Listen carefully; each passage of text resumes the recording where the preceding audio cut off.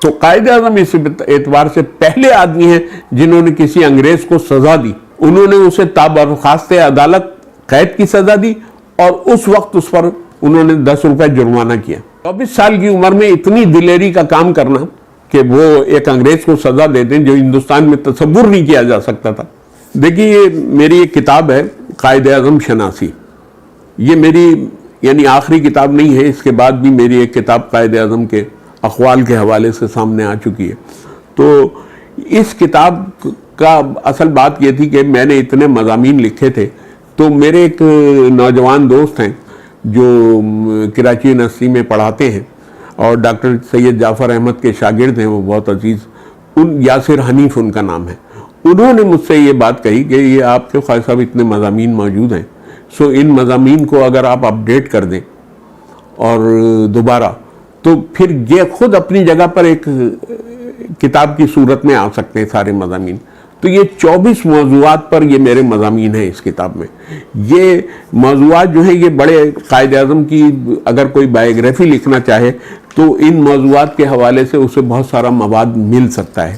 جیسے پہلا ہی مضمون جو ہے ایک تو یہ ہے کہ اس قائد اعظم کی حیات پر، ان کی زندگی پر ایک طائرانہ نظر ہے، اور وہ ان کی پوری زندگی کو ہم نے کھنگال کے اور اس مضمون میں شامل کر دیا ہے.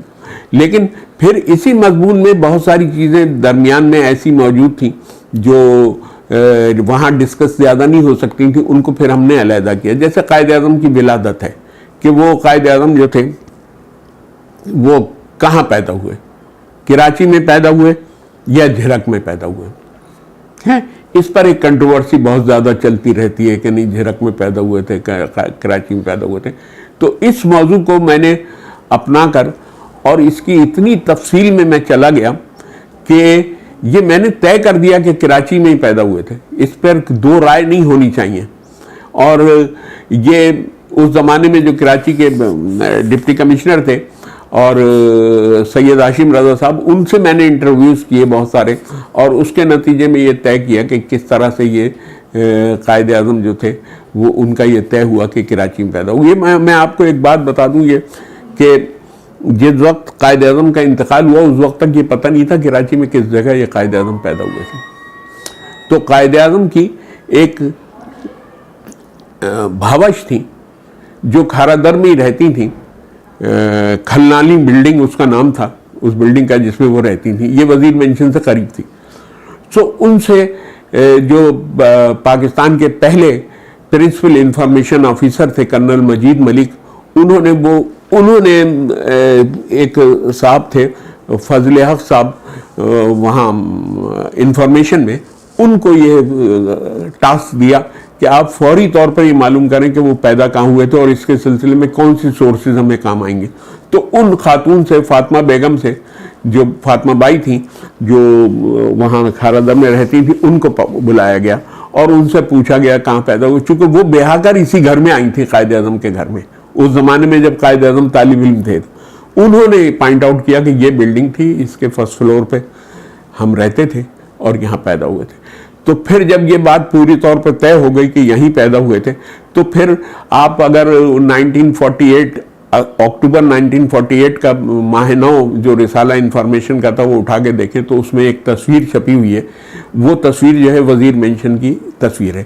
یہ وزیر مینشن جو تھی پہلے ایک کپڑے کے تاجر تھے گوردن داس کراچی میں، جن کے نام پر ایک مارکیٹ بھی ہے میمن مسجد بولٹن مارکیٹ کے پیچھے، گوردن داس مارکیٹ کہلاتی ہے.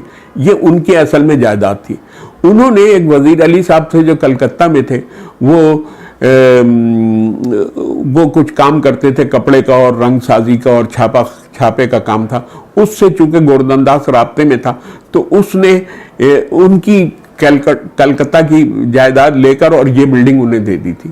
تو وہ وزیر علی جب آئے یہاں پر تو انہوں نے اسے تھوڑا سا رینوویٹ کر کے اس کا نام وزیر مینشن رکھا تھا پھر انہوں نے. سو اس عمارت میں قائدان. تو اب یہ طے کرنے کے لیے کہ واقعی تو ہوا یہ کہ فاطمہ بائی جو تھی وہ تو قائد اعظم کے ایک کزن تھے جو محمد علی ان کا بھی نام تھا، اور میں نے انہیں اپنے بچپن میں بہت دیکھا، بار بار گزرتے ہوئے دیکھتا تھا میں کھارا در میں انہیں. سو وہ ایسے ہی دبلے پتلے تھے، ایسے ہی لمبے تھے اور شکل و صورت میں بھی مشابہ تھے قائد اعظم سے. سو ان کو بلایا گیا اور انہیں شیروانی پہنائی گئی, ایک شلوار پہنائی گئی, ٹوپی لگائی گئی جنا کیپ, اور پھر انہیں اس بلڈنگ کے سامنے کھڑا کیا گیا اور اس کی ایک تصویر بنائی. وہ ایک فوٹوگرافر تھا اس زمانے میں, انفارمیشن کا, ظہور الحق اس کا نام تھا, اس نے یہ تصویر بنائی تھی. اچھا, اب وہ تصویر بنائی تو وہ بڑی ساکت تصویر آ رہی تھی کہ وہ اس نے بنائی تو اس نے کہا نہیں یہ اس میں لائیو نہیں ہے کوئی. تو پھر سامنے ایک دکان سے, وہ اس زمانے میں ٹیبل فین ہوتے تھے, تو وہ ٹیبل فین منگوایا گیا, وہ قریبی رکھا گیا, اور اس کو ٹیبل فین کو جب چلایا تو قائد اعظم, وہ جو محمد علی تھے جو شیروانی پہنے ہوئے تھا, جو قائد اعظم کے عام بھی پہنتے تھے, وہ شیروانی کا ایک دامن اڑا اس ہوا سے, تو تصویر لی گئی. اتنا خیال رکھا گیا اس وقت. وہ تصویر جو ہے ماہ نو کے اس ایڈیشن میں چھپی ہوئی موجود ہے اپنی جگہ پہ. اس طرح سے یہ میں نے چیپٹر جو تھا یہ لکھا اور اسے ختم کیا. یہ خاصا طویل چیپٹر ہے جو میں نے بہت سارے اس میں انٹرویوز بھی کیے, یہ سب کچھ کیا. اس کے بعد دوسرا چیپٹر کہ قائد اعظم اور کراچی, کہ قائد اعظم کا کراچی سے جب تعلق تھا تو کراچی کتنی مرتبہ آئے, کتنی دفعہ یہاں پر جلسوں میں شریک ہوئے, کن کن رہنماؤں سے ملتے تھے, کن کن بلڈنگوں میں وہ گئے, اور وہاں پر یہ سارا اس دوسرے چیپٹر میں نے دیا ہے. تیسرا چیپٹر میں نے دیا ہے کہ قائد اعظم بحیثیت قانون داں کے لائر تھے. یہ بھی چیپٹر جو ہے اس میں بے پناہ نئی انفارمیشن ہے, عام طور پہ لوگوں کو نہیں پتا. میں آپ سے عرض کروں کہ قائد اعظم جو تھے 1900 میں وہ بحیثیت وکیل تو تھے, لیکن ایک بمبئی میں پریزیڈنسی میں ایک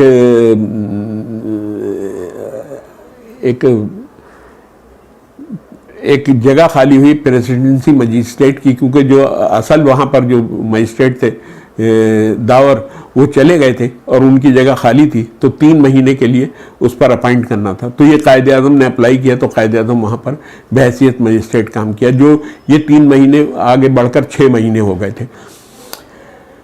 آپ دیکھیے اس بر صغیر میں جو ہم غلاموں کی سی زندگی گزار رہے تھے, انگریز جو تھے ہمارے حاکم تھے, حکمران تھے, تو انگریز اگر کسی سڑک پر نظر آتا تھا, یعنی کراچی میں یا بمبئی میں جیسے شہر میں جو پریزیڈنسی تھی وہاں پر, تو لوگ چھٹ جایا کرتے تھے انگریز کو دیکھ کے, کہ وہ اتنا بڑا اس کو حاکم تصور کرتے تھے. وہ ظالم بھی ایسا ہی ہوتا تھا, حکمران بھی ایسا ہوتا تھا.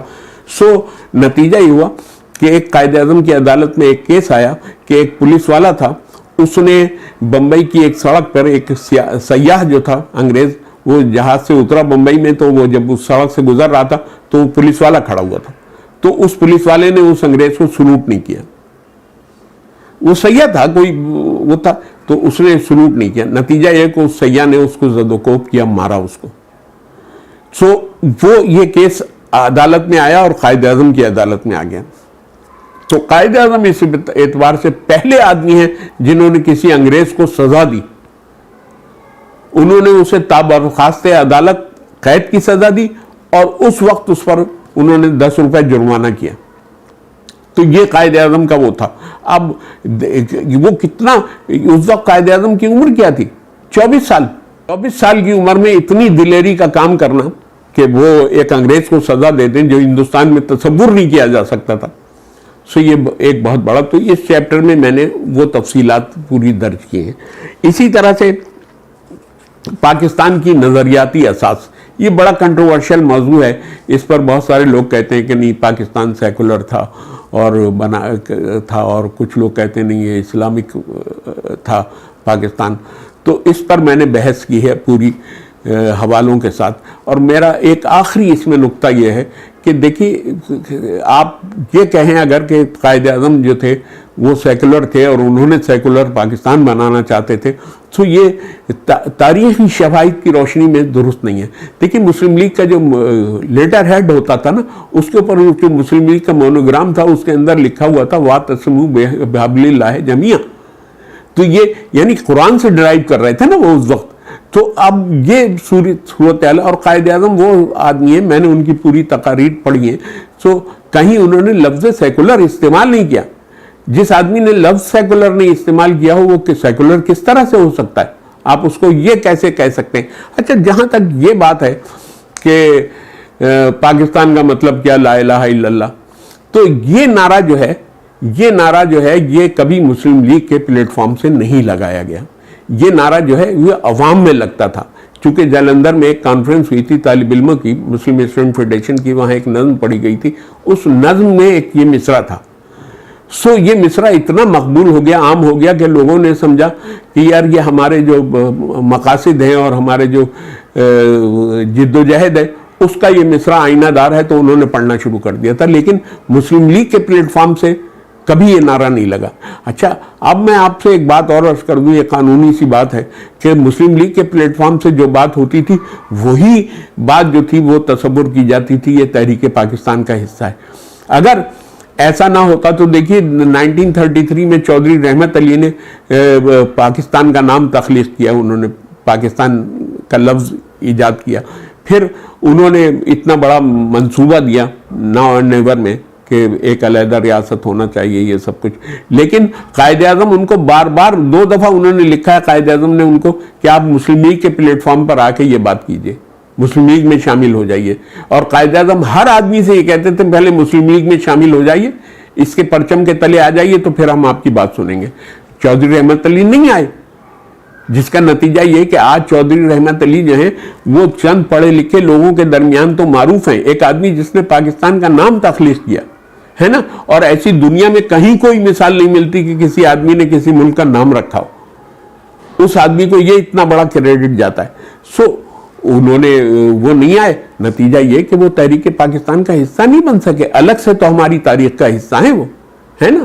اسی طرح سے یہ اس نعرے کے حوالے سے بھی یہ ہے کہ یہ تحریک پاکستان کا حصہ تو ہو سکتا ہے، لیکن یہ کہ یہ مسلم لیگ کے مینیفیسٹو کا حصہ نہیں تھا کسی صورت سے بھی. تو اس کتاب میں بہت سارے چیپٹرز ہیں، اور ان میں چیپٹرز میں ہر چیپٹر میں کوئی نہ کوئی بات جو ہے میں نے اجاگر کرنے کی کوشش کی ہے، ایسی بات جو کنٹروورشل ہے یا ویسے ہے. تو قائد اعظم کی سیاسی بصیرت اور 2 قومی نظریہ ایک چیپٹر کا نام ہے. اسی طرح سے قائد اعظم کے خطوط کی اہمیت بھی میں نے واضح کی ہے، کیونکہ قائد اعظم کے خطوط سارے انگریزی میں ہیں، اردو میں نہیں ہے.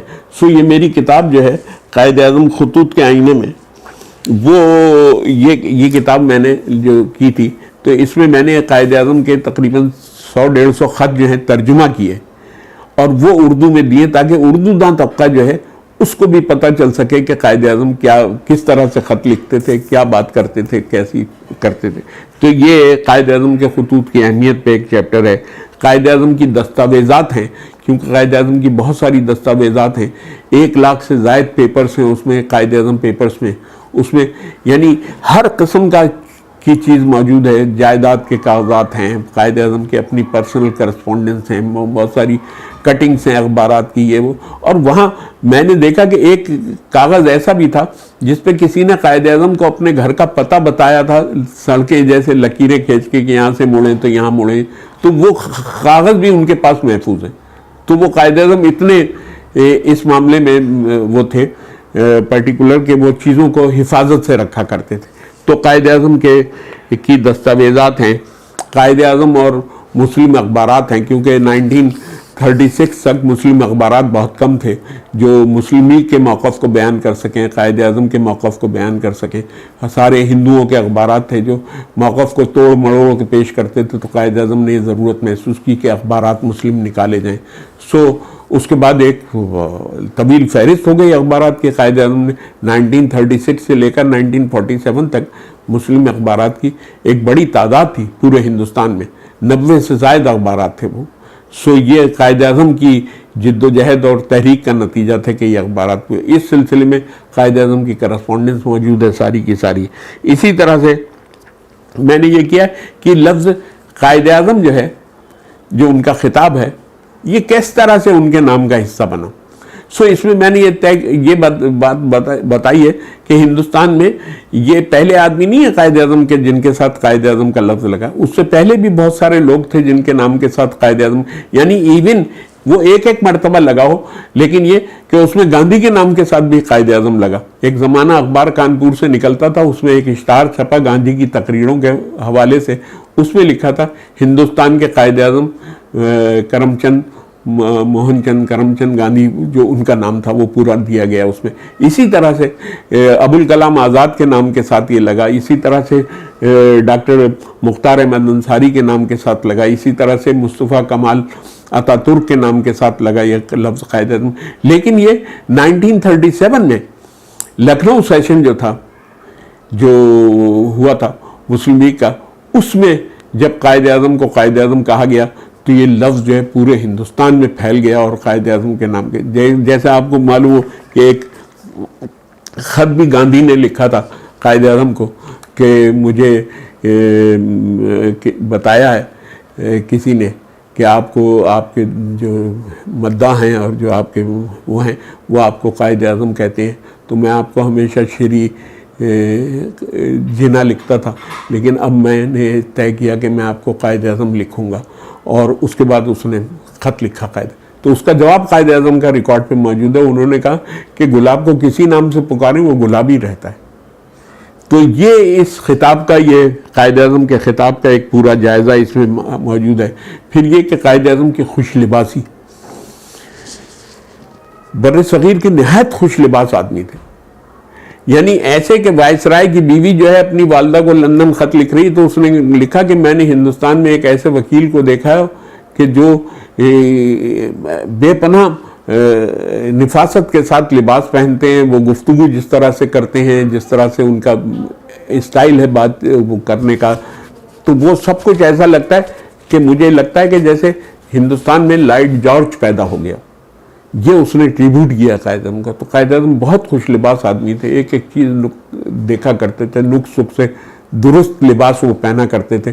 اس کی میں ایک واقعہ اس میں سنا دوں آپ کو کہ ایک ہندوستان میں خوش لباسی جو تھی وہ بڑی معروف تھی، ہر آدمی جانتا تھا یہ نہایت بر صغیر کے خوش لباس ترین آدمی ہیں. ان کے بہت سارے جاننے والوں نے، خود مطلوب الحسن سید نے کئی ایک مضامین لکھے جس میں ان کی خوش لباسی کے تذکرے کیے. اسی طرح سے ایک برطانوی صحافی تھا جیمز کیمرون اس کا نام تھا. یہ ہندوستان آیا 1944 میں اور اس نے قائد اعظم کا انٹرویو کرنا چاہا کہ وہ انٹرویو کرے قائد اعظم سے. تو اس نے قائد اعظم سے وقت مانگا کئی دفعہ کہ اسے وقت مل جائے انٹرویو کے لیے، لیکن قائد اعظم جو تھے وہ علیل تھے تو انہوں نے وقت نہیں دے سکے، اور 2-3 مرتبہ اس نے ٹرائی کیا اور وہ وقت نہیں ملا. تو اس کے بعد انہوں نے قائد اعظم نے ایک مرحلے پر اسے وقت دے دیا. جب انہوں نے وقت دے دیا قائد اعظم نے اسے، تو وہ جیمز کیمرون آیا تو ان کے پرائیویٹ سیکرٹری نے جیمز کیمرون کو ان کے قائد اعظم کے اسٹڈی میں بٹھا دیا کہ وہیں انٹرویو دیتے تھے وہ. تو تھوڑی دیر بعد قائد اعظم ان ہوئے اور بہت ہی شاندار سوٹ پہنے ہوئے تھے. جیمز کیمرون نے لکھا کہ میں حیرت میں رہ گیا، اتنا شاندار سوٹ پہنے ہوئے ایک آدمی داخل ہوا اور وہ میرے سامنے بیٹھا، اور بیٹھ کے ابھی اس نے 1-2 جملے ہی بیان کیے تھے کہ اس کے چہرے کا رنگ پیلا پڑ گیا اور وہ پریشان نظر آیا مجھے. جیمز کیمرون نے لکھا کہ میں سمجھا کہ یہ پھر علیل ہو گئے، پھر بیمار ہو گئے، یہ ایک دم سے ان پر غلبہ ہوا ہے. انہوں نے مجھ سے وہ نوٹ جو تھے ہاتھ میں وہ میں سے میز پہ رکھے، اور اس کے بعد انہوں نے کہا کہ ایکسکیوز می کر کے اٹھے اور اندر چلے گئے. اور پھر 1-2 منٹ کے بعد پھر کمرے میں داخل ہوئے اور پھر اس سے جیمز کیمرون سے انہوں نے کہا ایکسکیوز می کر کے بیٹھے، اور اس کو بتایا کہ میرے کف لنگز جو تھے یہ میرے وارڈروب کے انچارج نے غلط لگا دیے تھے، یہ مجھے اریٹیٹ کر رہے تھے، تو اب میں صحیح کف لنگ لگا کے آگے. بتائیے کہ جس آدمی کو کف لنگز جو ہیں اگر مناسب نہ ہو تو اریٹیٹ کرتے ہیں، وہ آدمی کتنا خوش لباس ہوگا پر صغیر کا. اسی طرح سے آپ سوچیں کہ ایک 1916 میں آل انڈیا مسلم لیگ کا ایک مشترکہ اجلاس تھا کانگریس اور لکھنؤ میں. قائد اعظم وہاں اس کی صدارت کرنا تھی آپ کو. تو جب آپ وہاں پہنچے ہیں تو لکھنؤ کے کانپور کے اسٹیشن پہ لکھنؤ سے پہلے مسلم لیگ کے سارے رہنما جمع ہو گئے اور انہوں نے قائد اعظم سے کہا کہ ایک بڑی غلطی ہو گئی ہے. انہوں نے کہا کیا؟ انہوں نے کہا کہ وہ آپ کے لیے جو اشتہار چھپا ہے وہاں پر لکھنؤ میں جو لگا ہوا ہے ہر جگہ، اس میں لکھا ہے مولانا محمد علی جناح خطاب کو صدارت کریں گے. سو یہ عجیب سی بات ہے. اچھا اس زمانے میں مولوی اور مولانا جو ہے عام طور پہ لوگوں کو لکھا جا سکتا تھا, تو قائد اعظم کا اٹس ناٹ گڈ, تو یہ تو نہیں ہونا چاہیے تھا. انہوں نے کہا پھر اس کا کوئی متبادل یہ ہے کہ آپ تو یہ سوٹ پہنے ہوئے ہیں, فیلٹ ہیٹ لگائے ہوئے ہیں, تو ایسی صورت میں کیسے ممکن ہے یہ. تو قائد اعظم تو وہ سید وزیر حسن اس وقت مسلم لیگ کے سیکٹری تھے, انہوں نے قائد اعظم سے کہا کہ آپ یہ سوٹ کی جگہ شیروانی پہن لیں. سو قائد اعظم نے ان سے کہا نو, میں کوئی ایسا لباس نہیں پہن سکتا جس کی میں تہذیب سے آشنا نہیں ہوں, کیونکہ اس وقت قائد اعظم نے شیروانی نہیں پہنی تھی. انہوں نے کہا میں کوئی ایسا لباس نہیں پہن سکتا جس کی تہذیب سے میں آشنا ہوں. تو پھر طے ہوا کہ اچھا یہ بات مجھے سید شمس الحسن نے بتائی ہے, جو مسلم لیگ کے اور قائد اعظم سے جن کا بڑا قریبی تعلق رہا. انہوں نے کہا تو انہوں نے کہا یہ ہو سکتا ہے کہ آپ یہ فیلٹ ہیٹ اتار دیں اور اس کی جگہ ایک ٹوپی لگا لیں کوئی. سو پھر وہاں کانپور میں ایک مچھلی بازار تھا, وہاں سے ایک ٹوپی کی دکان تھی, وہاں سے بہت ساری ٹوپیاں اسٹیشن پہ لائی گئیں. قائد اعظم نے سب کچھ ٹوپیاں دیکھی, اور اس کے بعد انہوں نے قائد اعظم نے ایک جو ترکی ٹوپی تھی, جو اس زمانے میں سلطنت عثمانیہ کا امتیاز تصور کی جاتی تھی, ترکی ٹوپی پھندنے والی ہیں, وہ نکالی, وہ لی اور وہ اپنے لگا لی, اور لوگوں سے پوچھا کیسی لگ رہی ہیں, انہوں نے کہا ٹھیک لگ رہی. سو آپ دیکھیں وہ ترکی ٹوپی, اتنی ٹوپیوں میں سے صرف ترکی ٹوپی لگائی. اس کا مطلب یہ قائد اعظم جو مسلم امہ تھی اور جو اس وقت کی اسلامی صورتحال تھی, اور جس طرح سے برطانیہ اور دوسرے لوگ جو تھے وہ ترکی کو اور مسلمان ممالک پر جس طرح سے حملہ آور تھے اور انہیں ختم کرنا چاہتے تھے, اس وقت میں انہوں نے اپنے آپ کو ترکی کے ساتھ جوڑ دیا وہ ترکی ٹوپی لگا کے. اور قائد اعظم نے 3 اجلاسوں کی وہاں صدارت کیے, تینوں اجلاسوں میں وہ ترکی ٹوپی لگائے ہوئے بیٹھے, تصویریں موجود ہیں اپنی جگہ. سو یہ قائد اعظم تھے لباس کے حوالے سے, اس طرح کے آدمی تھے. سو اب میں آپ سے عرض کروں کہ اور بہت ساری چیزیں ہیں. جیسے قائد اعظم کا پہلا ایک بایوگرافر تو میں نے بتایا کہ اے رؤوف تھے, ایک مدراس کے ایک صحافی تھے. انہوں نے اپنی کتاب میں کچھ باتیں قائد اعظم کی شادی کے حوالے سے, ڈوبری جہیز کے حوالے سے غلط لکھ دی تھیں, جس پر قائد اعظم نے انہیں خط لکھ کے اعتراض کیا, اور انہوں نے وہ باتیں اس میں سے نکال دیں بعد میں. یہی وجہ تھی کہ مطلوب الحسن سید نے کہا کہ میں آپ کی بایوگرافی لکھوں کہ میں آپ سے اتنا قریب رہا ہوں. تو مطلوب الحسن سید نے بایوگرافی لکھنا شروع کی قائد اعظم کی. تو اس اعتبار سے قیام پاکستان سے پہلے یہ 2 بایوگرافیز جو تھیں وہ زیادہ مستند تصور کی جاتی تھیں, مطلوب الحسن سید کی اور اے رؤوف کی. میٹ مسٹر جناح اس کا نام تھا ان کی کتاب کا. اس کے بعد پاکستان بنا. پاکستان بننے کے بعد جو ہے ایک انگریز تھا جو فکشن ناول رائٹر بھی تھا, فکشن رائٹر تھا وہ, اور اس نے بہت سارے بادشاہوں کی اور شاہی خاندان کے حوالے سے بہت ساری بایوگرافیز لکھی تھیں. اس کا نام تھا ہیکٹر بولیتھو. اس کو انگیج کیا گیا کہ یہ قائد اعظم کی ایک بایوگرافی لکھے. تو وہ ہیکٹر بولیتھو کی کتاب جو ہے کہ جناح کے بارے میں, وہ بڑی معروف ہوئی اس زمانے میں, 1953 میں شائع ہوئی تھی.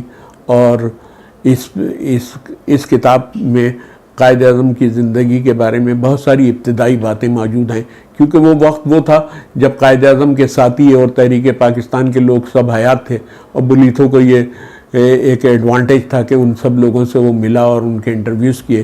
تو اس کی ایک ڈائری تھی. کتاب تو اپنی جگہ, اس نے جو پرسنل ڈائری ایک بنائی ہوئی تھی, اور جو فرسٹ ڈرافٹ تھا اس کا کتاب کا, یہ اس پر پروفیسر شریف المجاہد صاحب نے کام کیا.